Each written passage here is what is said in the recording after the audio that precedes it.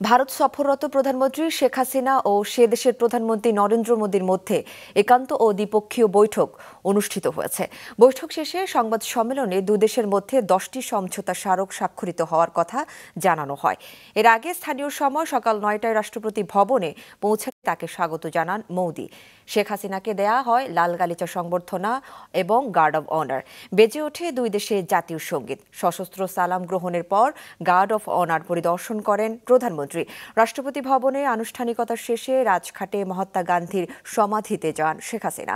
সেখানে ফুল নিয়ে শ্রদ্ধা জানান প্রধানমন্ত্রী শেখ হাসিনা। भारत बांग्लादेश के बीच गंगा नदी पर दुनिया की सबसे लंबी रिवर क्रूज को सफलतापूर्वक पूरा किया गया है।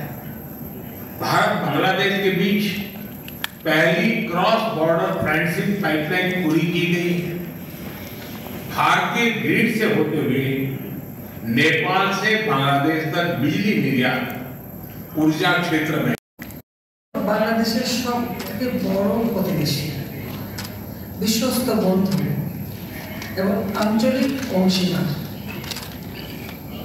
1971 সালে মহান মুক্তিযুদ্ধের সময় ভারত আমাদের